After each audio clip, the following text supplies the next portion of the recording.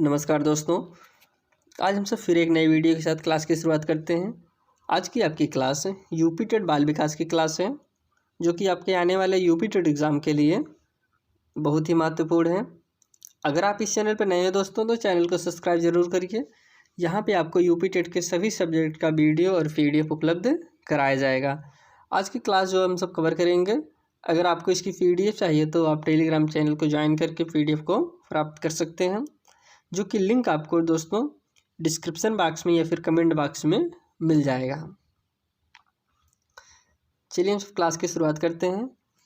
आज की आपकी क्लास है हेरिडिटी एंड एनवायरनमेंट, वंशानुक्रम एवं वातावरण। आज आपके आने वाले यूपी टेट एग्जाम में इस टॉपिक से जितने भी क्वेश्चन बन सकते हैं, उन सभी टॉपिकों को इसमें आज हम सब बहुत विस्तार पूर्वक पढ़ने का प्रयास करेंगे। सबसे पहले हम सब समझते हैं कि वंशानुक्रम कहते किसे हैं। करेंगे जो भी आनुवांशिक गुण एक पीढ़ी से दूसरी पीढ़ी में स्थानांतरण होते हैं उसे वंशानुक्रम कहते हैं। यहाँ पे कहने का तात्पर्य जो भी गुण हमारे एक पीढ़ी से दूसरी पीढ़ी में जाते हैं उसे हम वंशानुक्रम के अंतर्गत रखते हैं। जैसे कह रहे हैं कि वंशानुक्रम में माता पिता, दादा दादी, नाना नानी आदि का प्रभाव बालक में स्पष्ट रूप से देखा जा सकता है। जैसे लंबाई में वृद्धि और बुद्धि हो गया, बुद्धि में प्रभाव, रंग हो गया, आँख हो गया, नाक हो गया, कान हो गया, इस प्रकार से प्रभाव बालक के अंतर्गत दिखाई पड़ते हैं। यहाँ पे कहने का तात्पर्य, जैसे बालक अगर लंबाई की बात करें तो जैसे पिताजी अगर बालक के लंबे होते हैं तो बच्चा भी लंबा हो जाता है। अगर कहीं मम्मी का रंग या फिर पापा का रंग, आँख का रंग दूसरा कलर है या फिर भूरा है, तो फिर बालक में भी यह प्रभाव देखने को मिलता है। आँखों का, नाक में, कान में, मतलब इसी प्रकार से जो भी ये सारे गुण जब हमारे एक पीढ़ी से दूसरी पीढ़ी में स्थानांतरण होते हैं तो उसे ही हम वंशानुक्रम के अंतर्गत रखते हैं। अगला टॉपिक समझते हैं, वातावरण कहते किसे हैं। पहले हम वंशानुक्रम वातावरण को समझ ले रहे हैं, फिर इसके बाद इसकी जो परिभाषाएं हैं उसको भी हम विस्तार पूर्वक समझेंगे। वातावरण को यहाँ पे समझते हैं, जो भी बालक अपने आसपास के माहौल से सीखता है वह वातावरण कहलाता है। वातावरण मानव जीवन को उसके जन्म से लेकर मृत्यु तक निरंतर रूप से प्रभावित करता है। जैसे घर, स्कूल, परिवार, दोस्त, पड़ोसी आदि। वातावरण का अगर सीधा सीधा मतलब हम समझें, कह रहे हैं कि वातावरण बालक को हर समय प्रभावित करता है। जैसे आप घर में भी आपका वातावरण प्रभावित करेगा, स्कूल में करेगा, परिवार में करेगा, दोस्ती में करेगा। ये सारे जो प्रभाव डालते हैं वह आपके वातावरण प्रभाव डालते हैं। ये पॉइंट आप इम्पॉर्टेंट पॉइंट है, इसको आप जरूर ध्यान दीजिएगा। करें बालक के विकास पर आनुवांशिक एवं वातावरण दोनों का प्रभाव पड़ता है। ये बहुत बार क्वेश्चन आपके एग्जाम में बना हुआ है कि बालक के प्रभाव में कौन कौन जिम्मेदार होता है, तो उसमें आपका दोनों होता है, आनुवांशिक भी होता है और वातावरण भी होता है। अब हम सब नियम समझते हैं, वंशानुक्रम के नियम। इसमें पहला अर्जित गुणों का वितरण का नियम। यह नियम जो आपके दोस्तों लैमार्क ने दिया है। कौन दिया है? लैमार्क ने दिया है। कौन सा गुण? अर्जित गुणों का वितरण का नियम, जिसका अर्थ है कि माता पिता के वही गुण संतान को प्राप्त होंगे जो माता पिता के जीन्स में मौजूद होंगे। यहाँ पे कहने का तात्पर्य है, जो माता पिता के अंदर गुण होंगे वही बच्चे के प्राप्त होंगे। ऐसा नहीं कि जो माता पिता के अंदर है ही नहीं वह गुण भी बालक में प्राप्त हो जाएगा, ऐसा नहीं है। वही गुण बच्चे में प्राप्त होते हैं जो माता पिता के अंदर होते हैं। यहाँ पे उदाहरण के जरिए हम समझते हैं। करें जिराफ का गर्दन उठाने के संदर्भ में पीढ़ी दर पीढ़ी जीन्स द्वारा आगे बढ़ता है। जिराफ अपना गर्दन उठाता है, वह जीन्स द्वारा उसके बच्चे में उसके जीन्स द्वारा ट्रांसफ़र होते हैं, तभी वह जो है गर्दन उठाता है। यह आपका अर्जित गुणों का वितरण का नियम हो गया। फिर सेकंड हम समझते हैं अर्जित गुणों का अवितरण का नियम। और आपका वितरण का नियम था, यह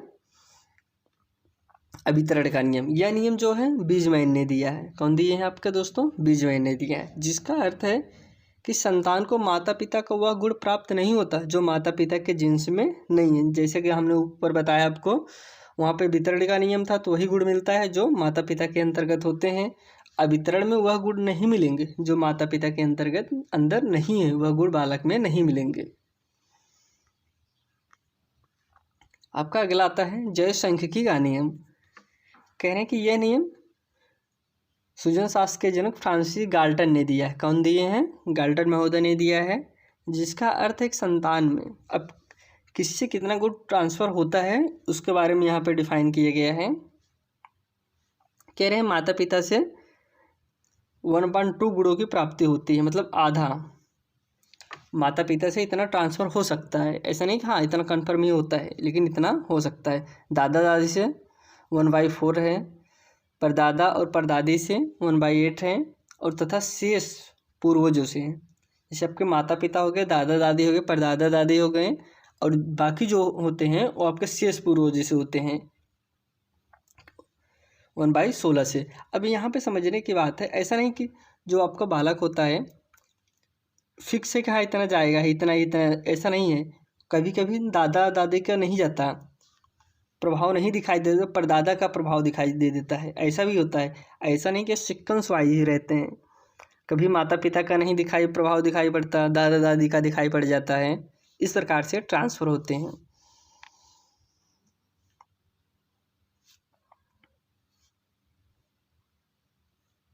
अगला जो नियम है प्रत्यागमन का नियम। प्रत्यागमन का नियम दोस्तों मेंडल के तीसरे नियम पर आधारित है।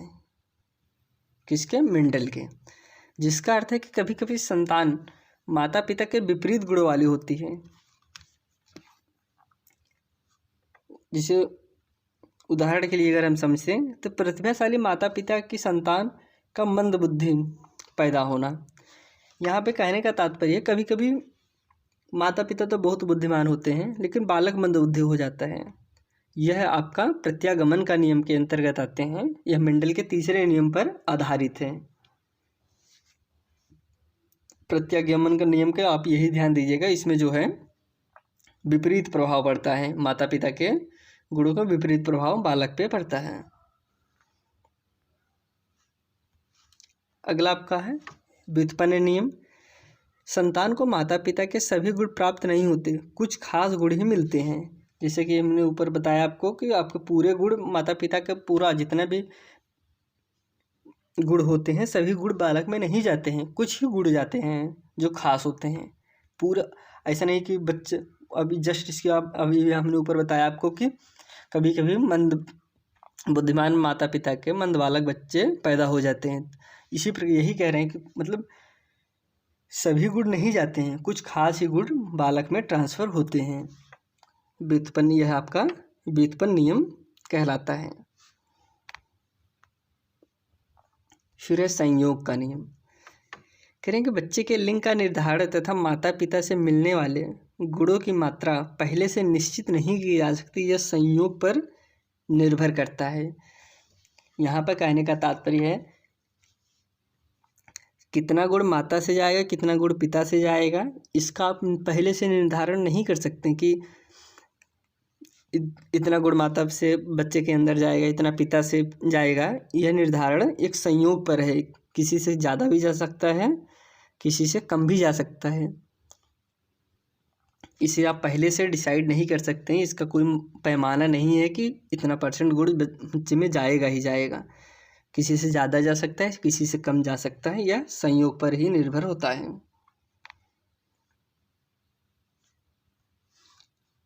अगला हम समझते हैं। अगला आपका है दोस्तों विषमता का नियम।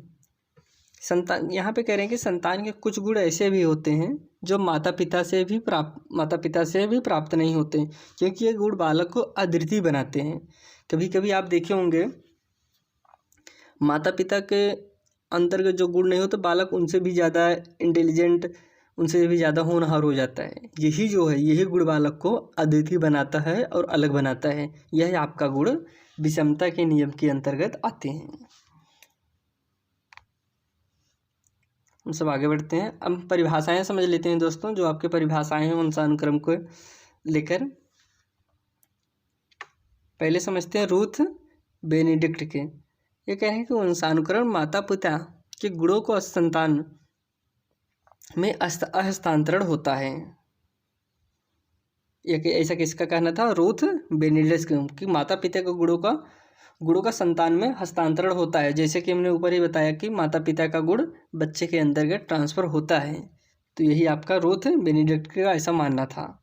फिर इसके बाद आपका है जेम्स ड्रेवर, कह रहे माता पिता के शारीरिक मानसिक गुणों का संतान में हस्तांतरण ही वंशानुक्रम है। इन्हें ये जेम्स ड्रेवर ने वंशानुक्रम को परिभाषित किया है। इसमें यही बताए थे कि इनको गुणों का ट्रांसफर ही वंशानुक्रम कहलाता है। फिर आपका है वुडवर्थ, कह रहे हैं कि वंशानुक्रम में वे सभी तत्व शामिल हैं जो जन्म के समय हमारे पास मौजूद हैं, लेकिन जिनकी उत्पत्ति जन्म के समय न होकर 9 महीने पहले गर्भाधान के समय में हुई है, वही आपका वंशानुक्रम है। वुडवर्थ का मानना था वंशानुक्रम में वे सभी तत्व शामिल होंगे जो आपके जन्म लेने से पहले, ऐसा नहीं कि जन्म के बाद जो आपके गुण आ रहे हैं वह आपके वंशानुक्रम के अंतर्गत नहीं आएंगे। वंशानुक्रम के अंतर्गत वही गुण आएंगे जो गर्भाधान के समय जो आपके अंतर विकास हुआ है। जन्म के बाद उत्पत्ति के बाद जो गुण आते हैं वह आपके वंशानुक्रम के अंतर्गत नहीं आते हैं। ऐसा किसका मानना था? वुडवर्थ का मानना था।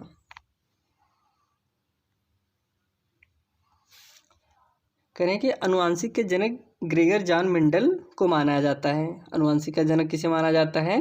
ग्रेगर जॉन मेंडल को माना जाता है। इन्होंने अपना प्रयोग मटर के पौधे पर किया था। किस पे? मटर के प्रयोग पौधे पर किया था। फिर आगे कह रहे हैं यहाँ पे, कह रहे हैं बच्चे के लिंग का निर्धारण पिता से होता है। किससे होता है? पिता से होता है।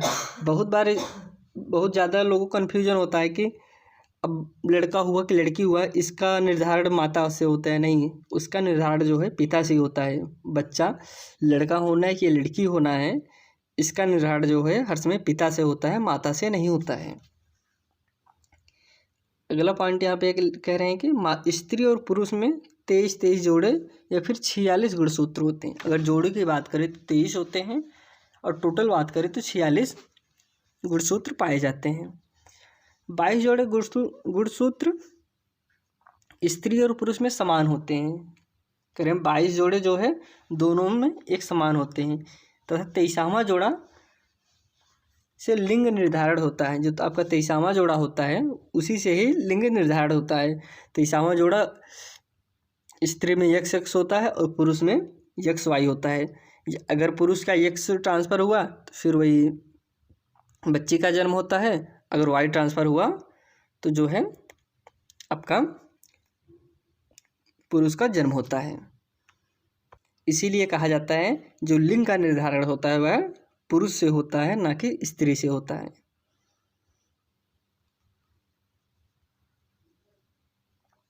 अब यहाँ से हम वातावरण के कुछ सिद्धांत समझते हैं।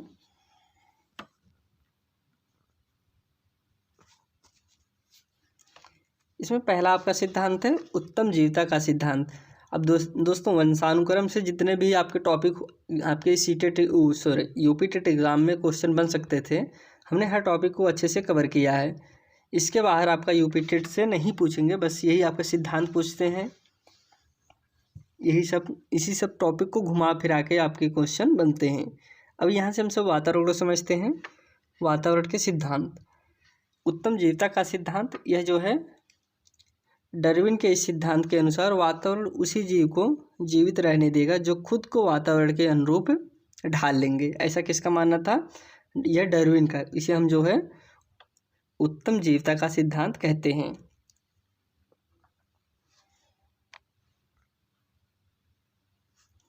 अगला है आपका अर्जित गुणों के वितरण का नियम। अर्जित गुणों का वितरण का नियम कह रहे हैं कि जिराफ में गर्दन उठाने की आदत का अगली पीढ़ी में जाना वंशानुक्रम पर निर्भर है। सही है कि मैंने जस्ट आपको ऊपर बताया था कि जिराफ का गर्दन उठाना की आदत अगली पीढ़ी से आना वंशानुक्रम पर निर्भर है, लेकिन गर्दन उठाना वातावरण में सीखा जाता है। देखिए अब उसके गर्दन उठाने की आदत तो अगली पीढ़ी से आ गई है, लेकिन जो गर्दन उठाने का वो गर्दन उठाना सीखता जो है वह आपका वातावरण में ही सीखता है। ऐसा नहीं कि उसको ऐसा वातावरण न मिले तो वह गर्दन नहीं उठा पाएगा, वह उस आदत में भूलने लगेगा। लेकिन वह ट्रांसफ़र तो वंशानुक्रम से हुआ है, लेकिन उसे उठाने की जो प्रवृत्ति है वह वातावरण के माध्यम से ही जिराफ सीखता है।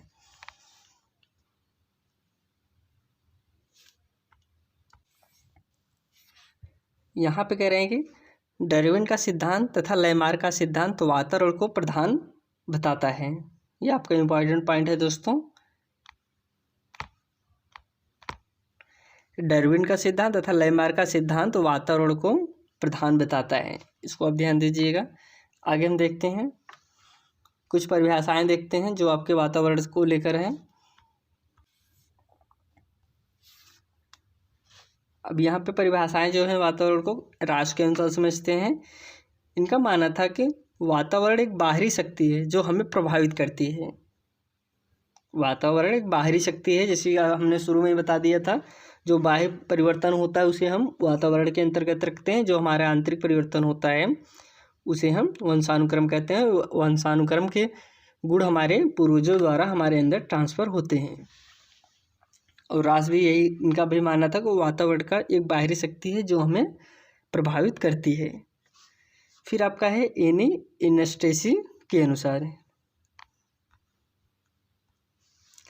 जीन्स के अलावा जो कुछ भी प्रभावित करता है वह वातावरण होता है।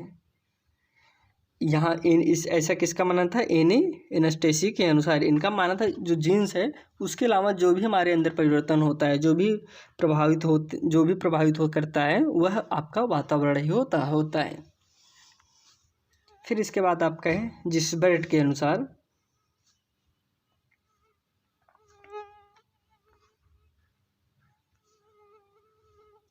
कह रहे कि जो हमें चारों ओर से घेरे हुए हो तथा प्रत्यक्ष प्रभाव डालता है वह वातावरण कहलाता है। ऐसा किसका मानना था? जिसबर्ट का मानना था। फिर आपका वुडवर्थ है, वातावरण में वे सभी बाहरी तत्व आ जाते हैं जिन्होंने जन्म के बाद हमें आकार देने में महत्वपूर्ण भूमिका निभाई है। ऐसा किसका मानना था? वुडवर्थ का मानना था। इनका यही मानना था कि वातावरण में वे सभी बाहरी तत्व आ जाते हैं जिन्होंने जन्म के बाद हमें आकार देने में महत्वपूर्ण भूमिका निभाई है, वही आपके वातावरण कहलाते हैं। ऐसा किसका मानना था? वुडवर्थ का मानना था। अब दोस्तों यह क्लास हम यहीं पे समाप्त करते हैं। आज हमने यहाँ पे आपका क्लास ख़त्म किया वंशानुक्रम और वातावरण। इसके पहले हमने दोस्तों आपका वृद्धि एवं विकास को कवर कर चुके हैं। आज आपका वंशानुक्रम और वातावरण ख़त्म होता है। कल हम आपसे फिर मिलते हैं एक नए टॉपिक के साथ। तब तक के लिए धन्यवाद।